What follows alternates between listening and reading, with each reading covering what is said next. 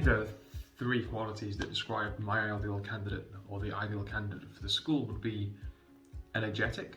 It's a one-year program, will work you hard. Collaborative.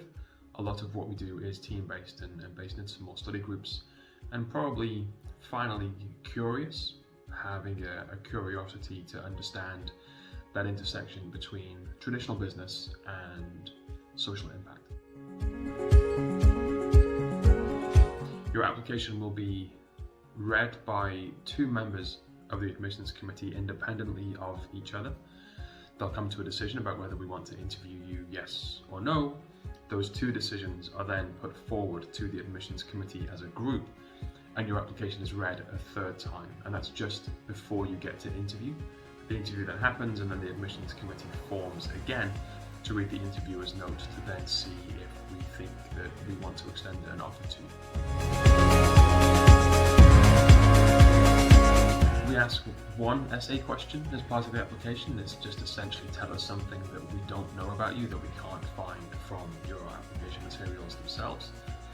How can candidates stand out? Probably the best way is to be yourself and be unique. Find something that you think you can bring to the program, that you can talk about in your essay, that maybe the other candidates can't bring with them in their application. The biggest piece of advice in terms of preparing for the interview is probably expect to talk about every aspect of your application. The interviewer will have read your application cover to cover, will have a number of questions. Some of them you'll probably be expecting, some of them you may not be expecting, but if you've written about it in your application, be prepared that one or some of the questions that the interviewer asks you will be around that topic.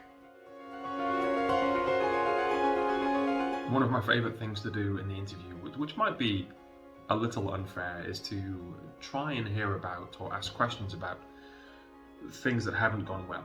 So it might be an idea that you've had as a leader, as a manager that hasn't worked at all. It might be being part of a team that has been quite dysfunctional. I think how people have reacted in the face of adversity, in the face of things not going the way they had hoped, is a real kind of key thing that I look for in the interviews, and we'll try and get to the bottom of that through the questions that I ask. People bring an uncertainty about themselves to the interview. It's almost like an imposter syndrome. You know, why have I been brought forward? Am I good enough to be here? And I think I want everyone to understand is that if we invite you to interview at Oxford, you haven't just scraped through. You're an incredible candidate. You are an excellent, strong, unique person that can bring something to the cohort that we've seen in your application materials that we may not have seen in other people. So you're not there to make up the numbers. We don't have the time or the capacity or even really the patience to interview people that we're not quite sure about.